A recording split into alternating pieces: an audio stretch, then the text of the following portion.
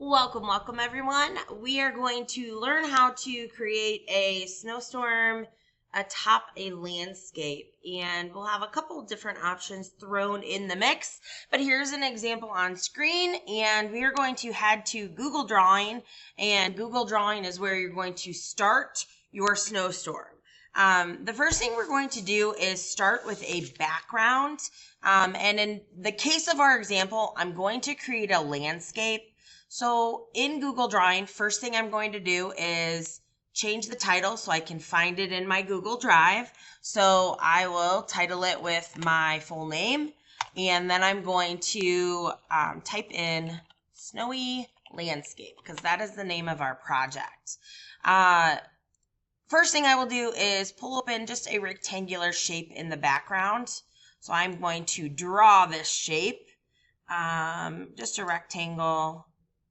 And then I'm going to keep that selected. Remember, this is our arrow that selects our shapes and lets us change colors. I want to take away all my outlines. So I do not want a black outline on anything I'm drawing today. I'm going to click transparent. And then I'm going to go in and I'm going to change that color to whatever I'd like it to be. You can change it to any fill color. That's a really bright color. We're not going to do that. But just to show you, you can change the color. You can also do a gradient.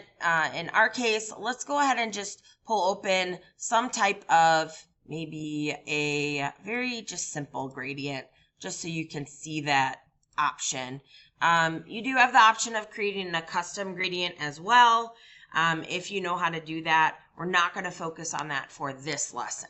So we've got just a very simple gradient in the background. I'm going to make my shape just a little bit bigger. See how that red line pulls open? It was just short of the edge, and it was going to bother me. So I fixed that, and now that's correct. What I'm going to do now is just use my shapes to create a very, very simple, some type of landscape. So I'm going to create a foreground, middle ground, and background. And I will start with a rectangle that just takes up the very bottom, and we will make that outline transparent. And then the fill, for now, I'm going to keep those fills just very simple grays, and I can change them if I'd like to. Remember, if anything goes off the edges of our page, that's fine. But we want to make sure our page is filled, right? So anything in the border of our digital page matters. If you would like, if the edges hanging off bother you, we can just use that selection arrow and click and drag. When that red line pulls open, that's the edge of our digital page. That is completely up to you again. If it's hanging off the edge, it doesn't matter. Okay, so, for our purposes today, it doesn't matter. So now I'm going to add like a couple mountains, I think. So I'm going to just keep them just very basic triangles. What I'm worried about for this project is the snowflakes. That's what I'm going to focus my attention and detail on.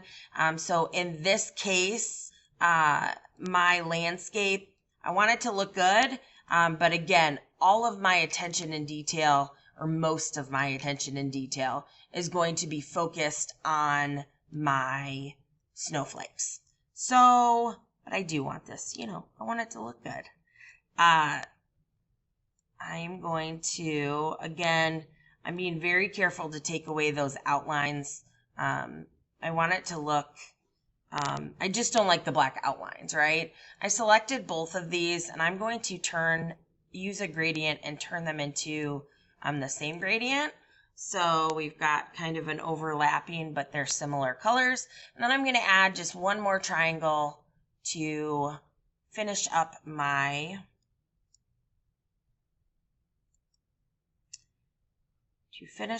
landscape here, and then we'll move on to if you do something you don't like, go up to the undo button. I had accidentally selected two shapes, so did not want to do that, and I'm fixing it right now. Okay, so I'm going to go back up and take away that outline and add a gradient. Maybe I'm going to keep that same gradient. Okay, so I'm going to go ahead and leave this landscape. Maybe I'll fine tune my shapes a little bit. Change it up how you want to. For this project, if you would like to create a cityscape, you can. I'm going to show you some examples of students who have created different options other than a landscape. But for our purposes, we've got a landscape in the background. Very, very simple. Basic shapes, basic colors. We added that gradient to make it a little more lively. And now, again, we're going to focus in on those snowflakes. So here goes. When we're working with the snowflakes, we are just going to use our shapes tools. I'm going to start off with a very simple shape. What you're going to do for this project is create 3 snowflake designs, and then we're copy and pasting to make it look like that crazy detailed snowstorm. So again, we're going to put a lot of work into our 3 snowflake designs. And we're going to work large so that we can see it better, it's easier to work with, and then we can make it smaller as we continue. So if we go right into our shapes, I'm going to just start with a center of, actually let's start with the center diamond, because that will keep us pretty even here. And like I said, I'm going to work larger, and I'm just going to go right to the center of my paper, just because it's easier, again, to see and work with.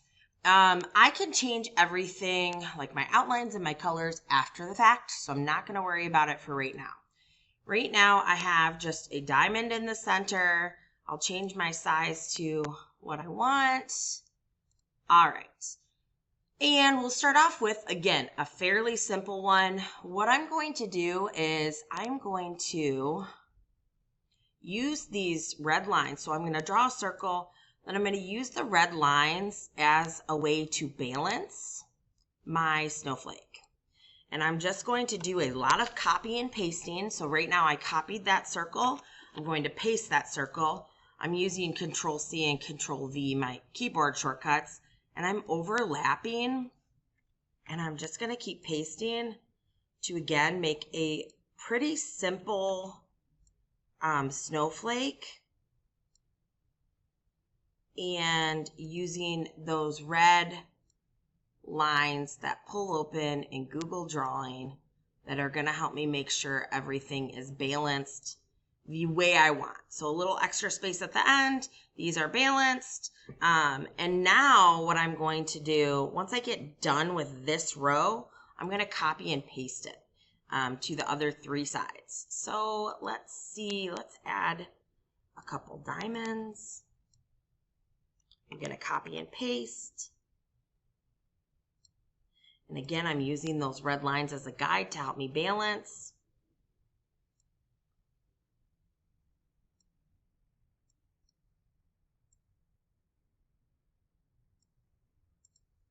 Kind of just clicking off to the side to make sure I like what I see. And I'm going to paste that diamond one more time, and then I'm going to balance it out. Okay, so for, again, a very, very simple snowflake that's going to look very detailed, I'm holding down Shift on my keyboard, and I'm just selecting and being very careful to select all those circles, and I missed one right here. And if you end up doing something you don't like, remember this undo button is here and you can go right back. But this step is really important since I'm doing so much copy and pasting and I'm balancing it out. So I selected these shapes. I'm going to go to Arrange and Group. That takes all those shapes and makes them one. Now I'm going to copy it. I was using my keyboard shortcuts, so Control C for copy and Control V for paste. But just to show you there's another way, edit and cut. Nope. See, I gotta undo that. Edit and copy. And then I'm going to go to edit and paste. Without doing anything else, I'm going to go to Arrange, Rotate, and I'm going to flip that horizontally. Now, this is one shape. Oops. And when I click on it, I'll be able to move the whole thing. And because I flipped it, it's the mirror image of that left side. All right. So now I'm going to go to paste. It's going to paste that again. and I'm going to go to Arrange, Rotate, and I'm going to rotate clockwise. And now I'm going to move that to the top. Again, using those, see it's off center a little, using that red line to balance it out. Then I'm going to go to Edit and paste one more time. And then I'm going to go to Arrange, Rotate, counterclockwise. So what I've done here is I put the hard work in for one side of my snowflake, and then I copied and pasted it for the other three sides. So it looks like I did a whole lot of work when I just really focused on one piece. So the last part, because now I have to copy and paste this snowflake, okay? I could continue, like if I wanted to, I could copy that and paste it. I could use this circle here, this arrow, and I could rotate it, and I could add, using again those, it's a little bit harder when it's not exact, when it's not exactly, you know, top, bottom, left, or right, but I could add those in. So I could add it here, here, here, and here. So I can get as detailed or as simple as I'd like to with these snowflakes. For our demo, I'm going to keep it that simple, because what I'm going to do now is I'm going to, holding down Shift on my keyboard, I'm going to select all four sides and the center, and then I'm going to go to Arrange and Group. That's so important so that everything I do from here on out keeps it as one snowflake. All right. Now I'm going to take away that black outline and watch what it did. So it took away that fine detail, right? But it made it look like a more cohesive snowflake. And just to click off to the side so you can see. When I click back on that, I want to add a little bit more detail. So I'm going to go to the gradient, and I'm going to go to a very light gray. So now I can see some of those shapes, but I don't have that very, very bold outline dividing them. All right. So now I'm going to go back to my snowflake. I'm going to go to a corner and resize it. All right. I don't even want my snowflakes that big. I don't want to make them too small. And I'm kind of clicking off so you can see that detail still. So I know I said it was simple, but when we make it much smaller, it still looks really detailed, right? And you're kind of starting to lose detail the smaller we get. So I would say this is about as small as I'm going to go for this demo. I'm going to click on it, and I'm just going to copy it, and I'm going to paste it. Like, I don't even know how many times I pasted it. But what I'm going to do now is I'm just going to click and move them to different spots on my composition.